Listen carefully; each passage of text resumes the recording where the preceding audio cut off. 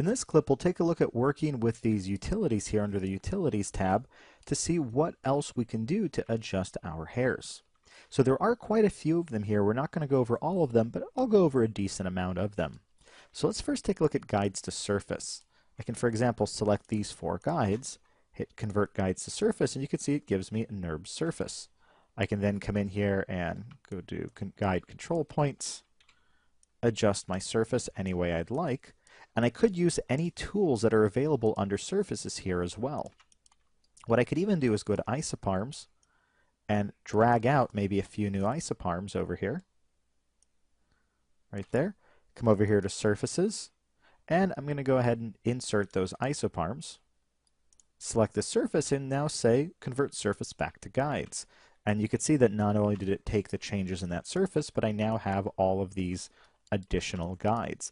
And I could very easily now just come in and use my Move Guides tool, hold Control, and just kind of shift those around a little bit. You can see right there. So it's a nice way to create some additional guides kind of based on that shape. All right, we'll go ahead and shut that one off.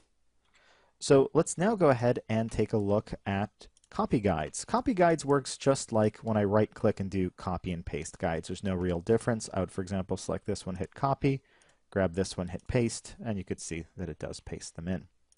Copy curves won't work for us right now because we don't have any curves in here. Curves are just regular CV curves, not like these guides.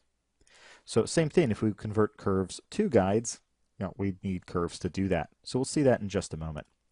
Dynamic guides, I'm not really going to go over here because this is kind of a whole extra kind of ball of wax, whatever you want to call it. If I go ahead and select some curves though, I can hit Create Hair System. It'll create dynamic curves. I could then go and begin working with a hair system. You can see it's created a temporary one over here for us under Dynamic Guides, right there. And then when I'm done, I can hit Accept. Really, all it's for is if we want the hair to kind of drape over somebody's body. Okay, so that's Dynamic Guides. We also have Guides as curves. This will allow us to temporarily adjust a guide as we would a curve. So I could turn on Modify as Curves, and you can see now I can come in here and control it as a curve, and that means I could use all of my curve tools here as well. Now, the length is locked by default, but if I hit Accept here and turn off Lock Length and turn on Modify again, let's go ahead and actually select that there. Oops, doesn't want to seem to get selected. Hold on, let me go to my object mode here. There we go. We'll go ahead and hit Modify as Curves, and now I can actually change the length of this curve.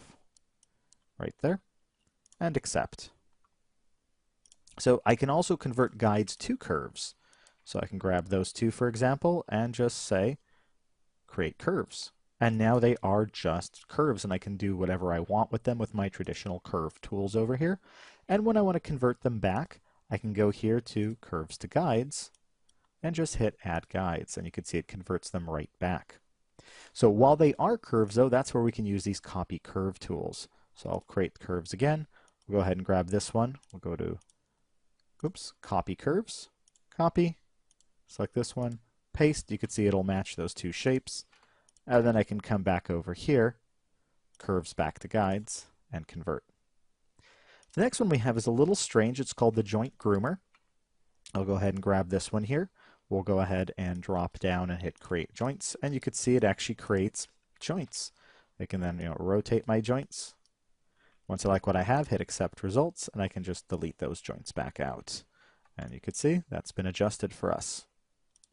Next we have Reshape Guide. This allows us to adjust a curve almost kind of like with a lattice, but more really just kind of almost like a curve deformer.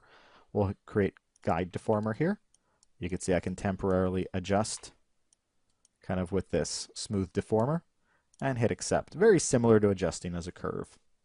We also have Scale Guide Curvature. So for example, if I want to increase this curve here, I can just click that and you can see it'll magnify that curve for me. I can also straighten them here. So I'll take it down the amount there and we can straighten it a little bit. So we could also convert surfaces back to curves. So that's if I created my own NURB surface, I could go ahead and convert it very similar to the way I used guides to surface over here. So then we have Target Guide. This one's kind of interesting. what if I want these three tips of these guides to kind of all meet like a clump? I can go ahead and say that this hair here is a target. Then I'll grab this hair here and say move the guide. I'll grab this one and say move guide, and you can see they all stick to that one point. So we'll go ahead and shut that one off there.